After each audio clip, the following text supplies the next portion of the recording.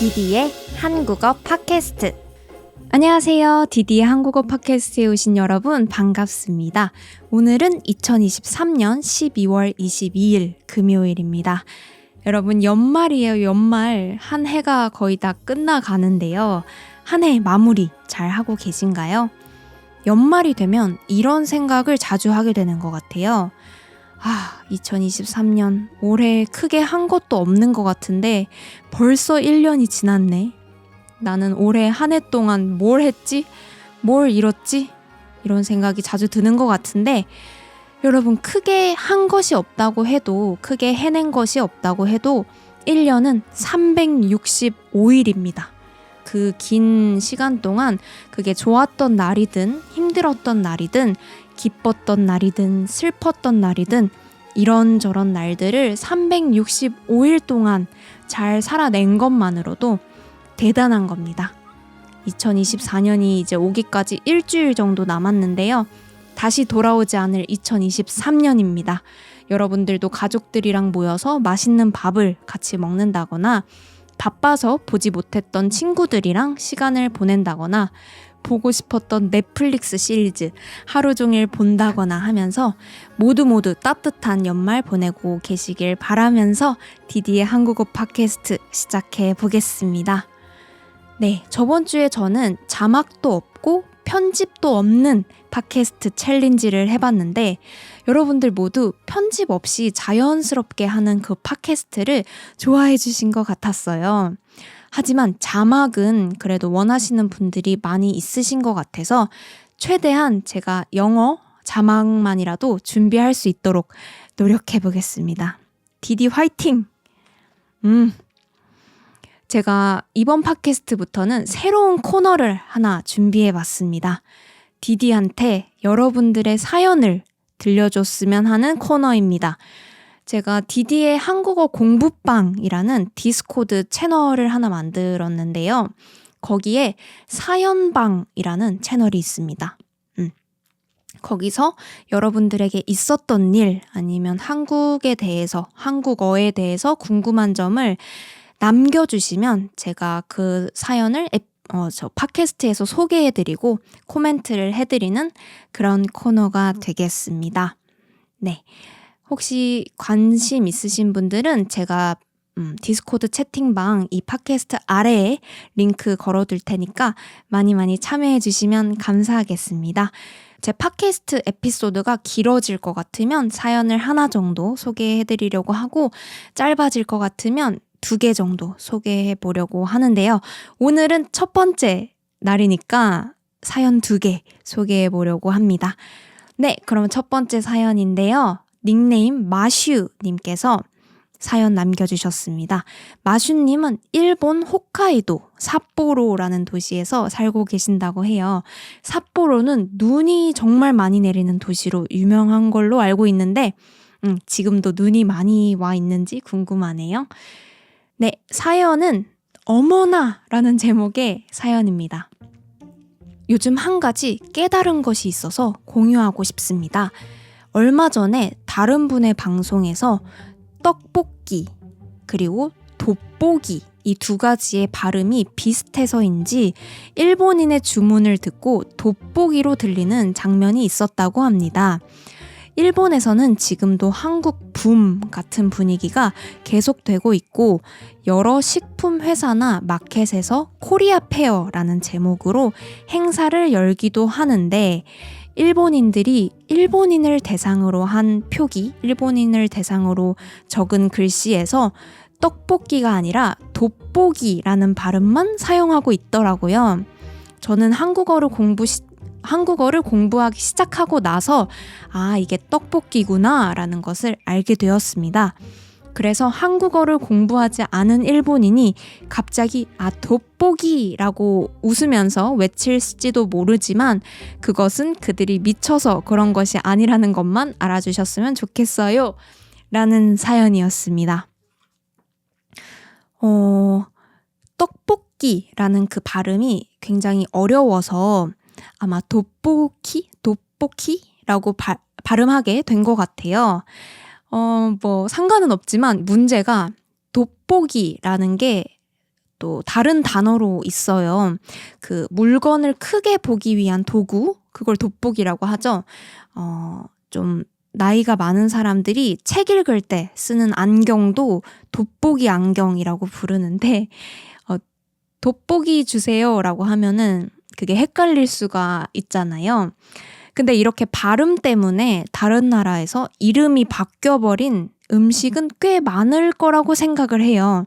저는 최근에 좀 신기하다고 생각했던 건 막대사탕 아시나요, 여러분? 그 사탕, 캔디 중에 가장 유명한 브랜드 중에 하나가 추파춥스잖아요. 이게 한국에서는 추파춥스라고 부르는데 이거를 또 미국에서는 뭐 차파찹스 아니면 추파찹스 이렇게 부른다고 해가지고 그것도 되게 신기하다라고 생각을 했었어요.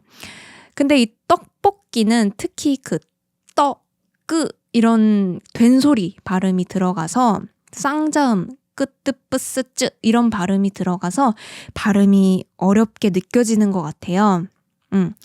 다른 거로는 짜장면도 발음하기 어렵다고 들었거든요. 근데 이런 음식 이름은 제대로 발음을 해야지 나도 발음할 때 재밌고 그리고 그 나라에 갔을 때도 사람들이 알아듣기 쉬우니까 많이 연습해주면 좋을 것 같아요. 자, 여러분 연습해 봅시다. 떡볶이, 짜장면입니다.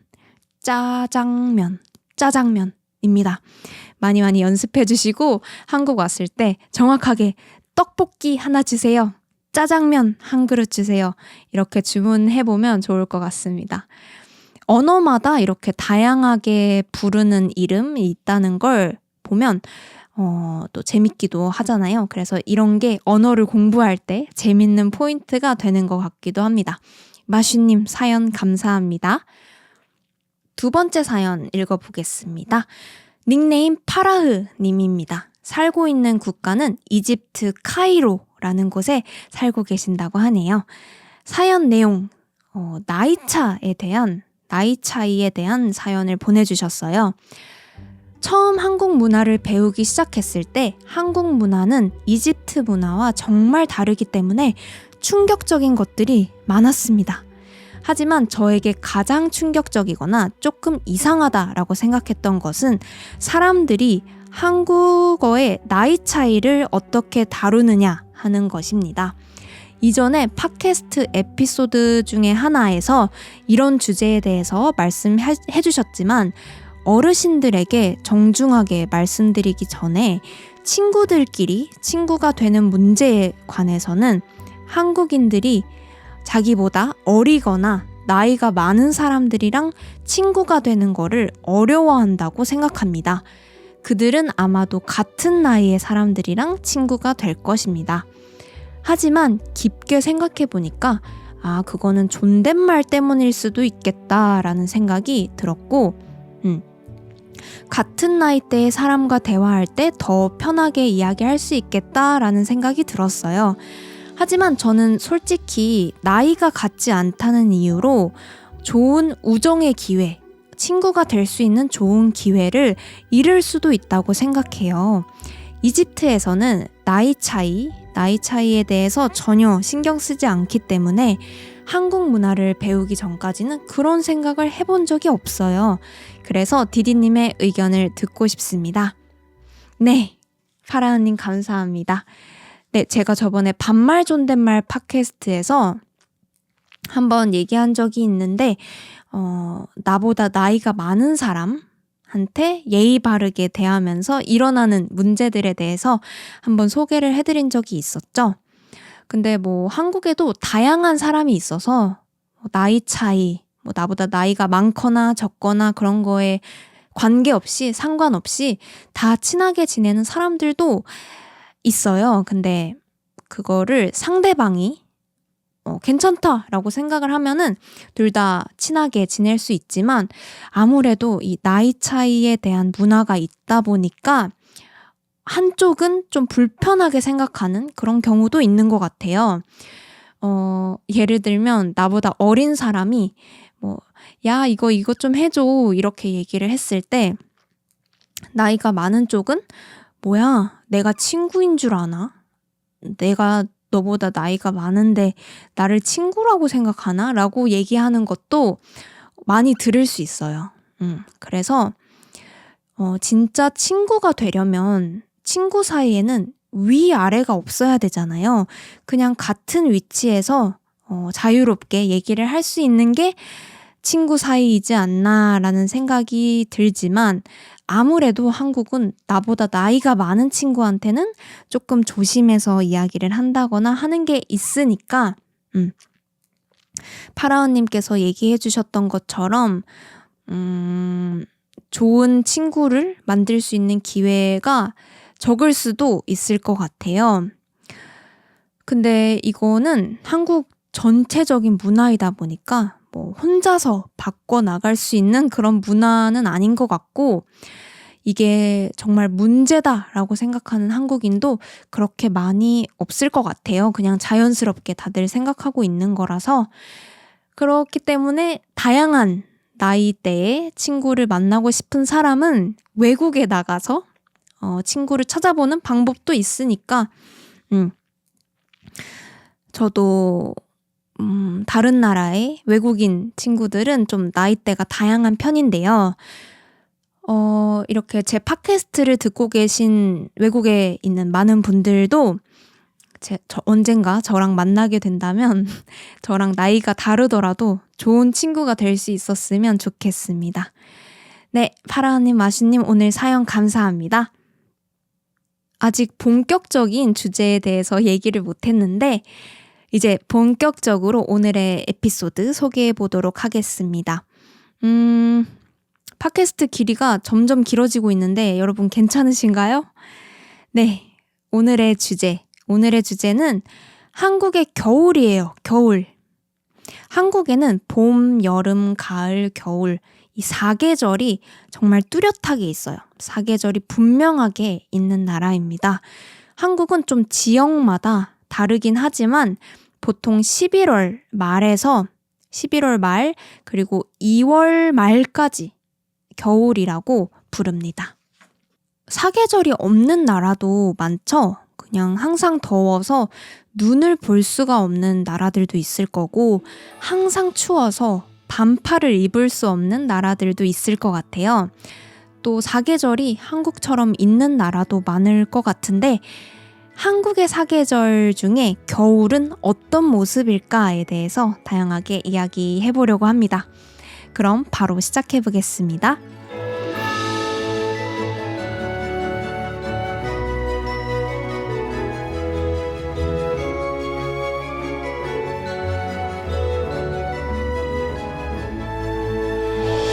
네, 우선 한국의 겨울은 춥습니다. 굉장히 추워요. 오늘도 겨울 날씨 중에 굉장히 많이 추운 날인데요. 일기예보를 보니까 최저 기온이 마이너스 14도, 최고 기온이 마이너스 7도라고 합니다. 하루 중에 제일 낮은 온도가 마이너스 14도, 제일 높은 온도가 마이너스 7도예요. 여러분, 너무 춥지 않나요, 이거? 너무 추워요. 이런 날씨에 밖에 나가면 얼굴이 따갑습니다. 얼굴이 아파요.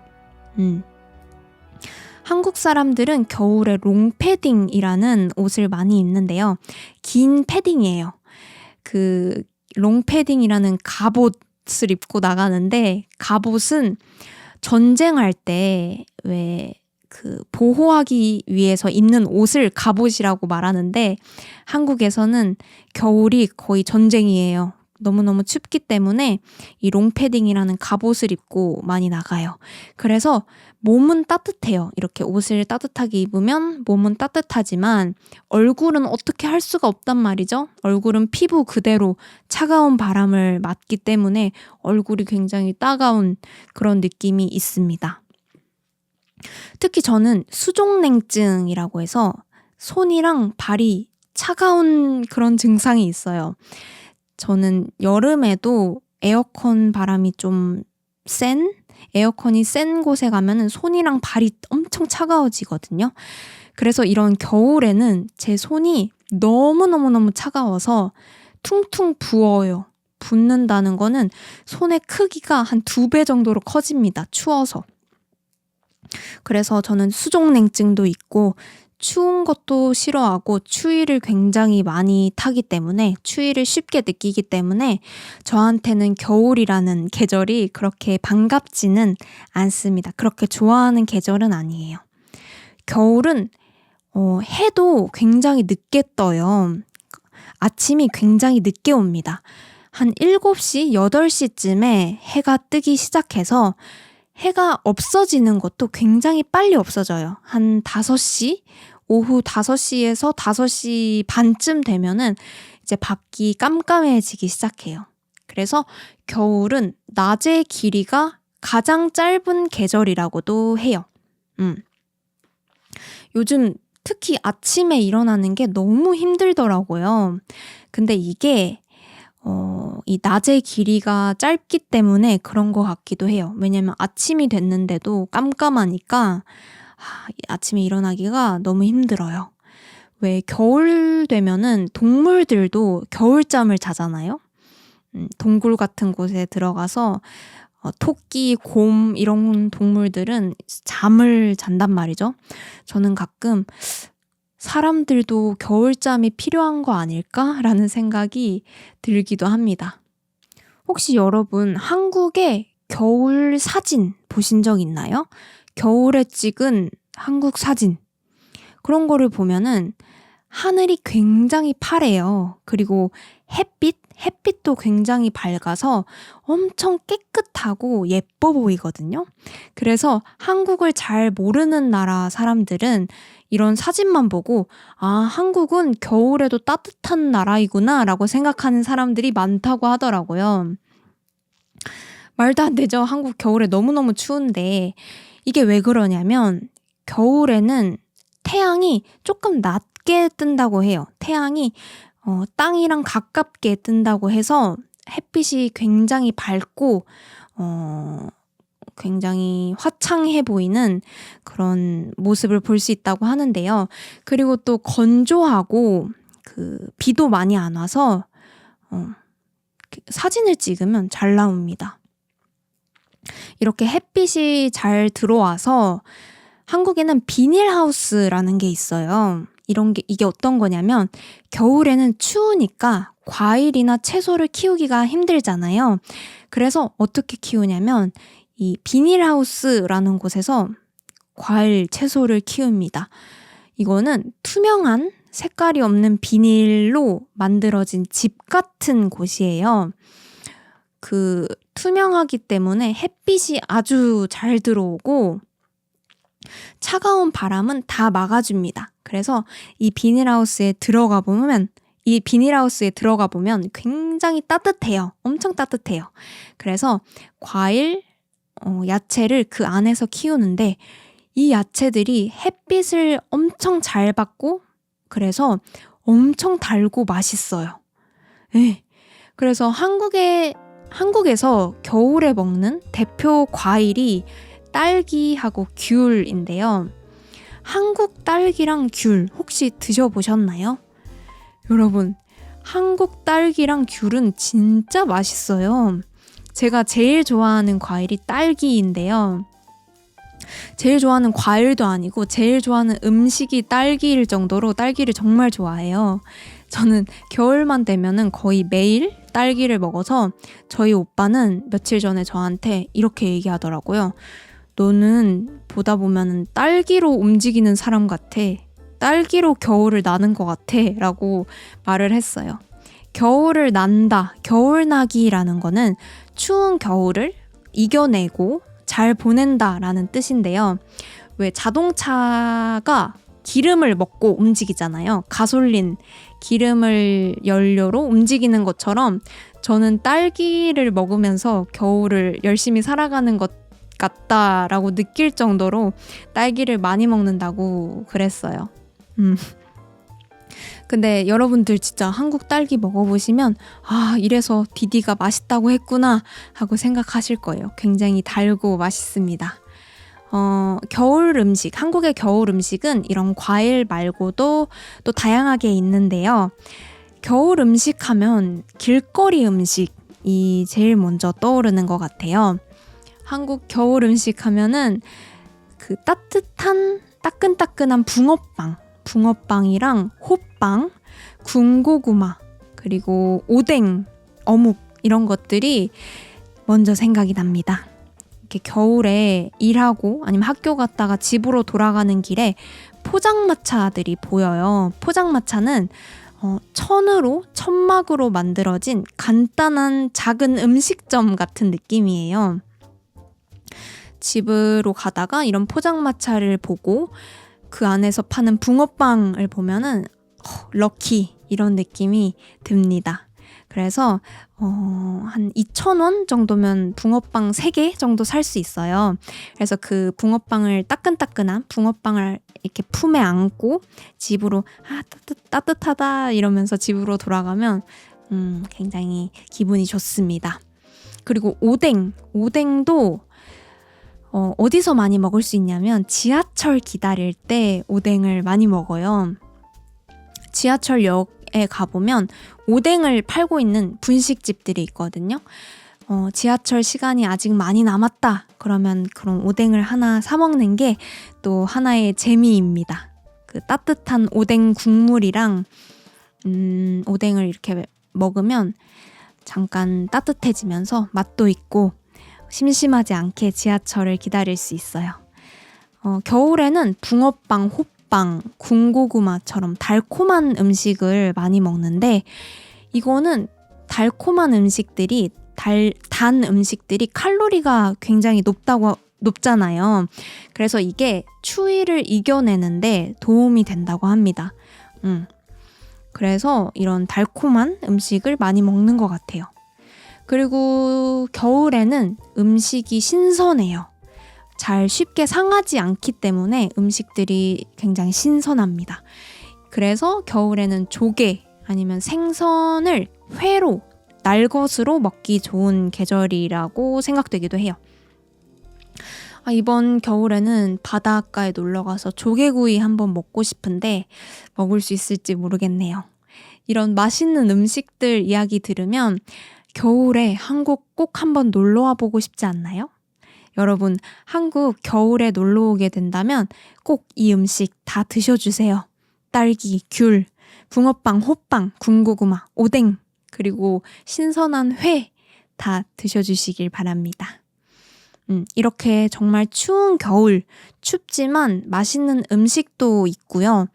또 즐거운 것이 하나 남아 있습니다. 뭘까요? 겨울에는 휴일, 쉬는 날이 많이 있어요. 크리스마스도 있죠. 그리고 설날이라고 새해 휴일도 있습니다. 그리고 방학도 있죠. 그래서 놀러도 굉장히 많이 가요. 해외여행 가는 친구들도 많고 아니면 한국에서 뭐 바다를 보러 간다거나 아니면 조금 따뜻한 부산으로 놀러 간다거나 하는 친구들도 많이 있습니다. 한국 스키장은 다른 나라에서는 그렇게 유명하지 않은 걸로 알고 있지만 그래도 스키, 보드, 스노우보드 이런 거 타러 가는 사람들도 많이 있어요. 그리고는 온천, 찜질방 이런 따뜻한 목욕할 수 있는 곳에 많이 가기도 합니다. 여러분 혹시 크리스마스는 어떻게 보내고 계세요? 제가 이 팟캐스트를 올릴 때가 크리스마스 이브일 것 같은데 올해 크리스마스는 어떻게 보내시나요? 가족분들이랑 저녁 먹고 선물 주고받고 칠면조? 터키 요리 먹고 케이크 먹고 그렇게 보내시나요? 아시는 분들도 있겠지만 한국 크리스마스는 왜인지 모르겠는데 연인, 커플끼리 보내는 날이라는 이미지가 있습니다. 그런 인식이 있어요. 왜일까요? 왜 한국 크리스마스는 커플들끼리 보내는 날이 됐을까요? 한국에는 솔로 크리스마스, 줄여서 솔크라고 부르는 단어도 있을 정도로 크리스마스에 솔로인 사람들은 슬프다. 굉장히 슬픈 크리스마스다라는 인식이 있습니다. 또 어떤 말도 있냐면 나는 그냥 24일에 나는 솔로니까 그냥 24일에 잤다가 26일에 일어날 거야 라고 하시는 분들도 많아요. 진짜 왜일까요? 크리스마스는 예수님 벌스데이, 예수님 생신 아닌가요? 어쩌다가 한국에서는 커플들의 날이 됐는지 이건 정확히 잘 모르겠어요. 제가 생각하기에는 한국은 기독교 나라가 아니었잖아요. 예수님을 믿는 나라가 아니었기 때문에 크리스마스가 뭐지? 잘 몰랐을 거예요, 옛날에는. 그러다가 이제 미국 문화들을 보게 된 거죠. 캐롤, Last Christmas, I gave you my heart 같은 그런 노래들. 또 뭐가 있냐? All I want for Christmas is you 같은 그런 로맨틱한 캐롤, 그리고 러브 액츄얼리, All I need is love 같은 그런 영화들을 보면서 크리스마스는 이렇게 로맨틱하고 사랑이 넘치는 그런 날이구나 라고 잘못 생각하게 된 것 같기도 해요. 제 기억 속에 있는 굉장히 재밌는 크리스마스 행사 중에 하나가 2012년에 서울 여의도라는 곳에서 크리스마스 솔로 대첩이라는 행사를 한 적이 있습니다. 이거는 크리스마스에 했던 솔로들을 위한 행사였어요. 어떤 행사였냐면 12월 24일 크리스마스 이브에 솔로인 사람들끼리 모여서 커플을 만드는 그런 행사였습니다. 단체 소개팅, 단체 블라인드 데이트 같은 행사였어요. 정확하게 어떤 거냐면 남자들은 흰색 옷을, 하얀색 옷을 입고 와요. 그리고 여자들은 빨간색 옷을 입고 모입니다. 그래서 남자들끼리 줄을 쫙 서고 여자들끼리 줄을 쭉 씁니다. 그래서 이렇게 마주보고 서서 한 명씩 이동을 해요. 한 명씩 이렇게 앞으로 나가면서 마음에 드는 사람을 찾으면 서로 마음에 드는 사람을 찾으면 오케이 저희 갑시다 해가지고 커플이 만들어져서 놀러 가는 그런 행사가 있었다고 해요. 이거를 그날 3,000명 정도의 솔로들이 모였다고 합니다. 3,000명의 솔로들이 이날 여의도에 다 모였다고 하더라고요.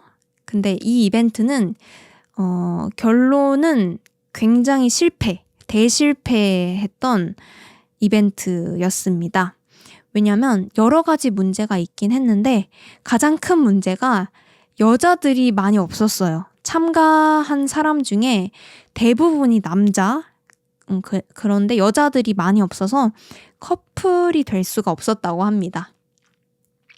그 이후로 이 솔로 대첩이라는 이벤트를 몇 번 더 하긴 했는데 그렇게 크게 인기 있는 이벤트는 아니에요. 그래도 이런 이벤트 같은 것들을 보면 한국 사람들이 크리스마스를 얼마나 그 커플들의 행사로 생각하고 있는지 알 수 있습니다. 커플 크리스마스가 한국인들한테 얼마나 중요한지 알 수 있는 것 같아요. 여러분들은 크리스마스 커플로 보내시나요? 솔로로 보내시나요? 어떤 크리스마스를 보내든 행복한 크리스마스 보내길 바랍니다.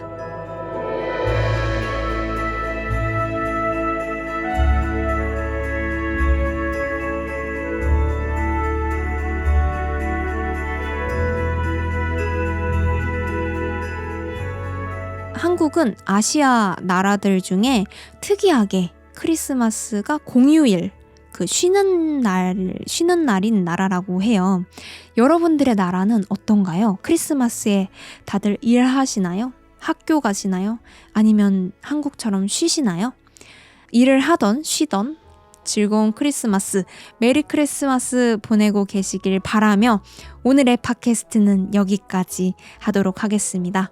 다음 주 라이브도 목요일 한국 시간으로 오후 8시에 할 것 같아요.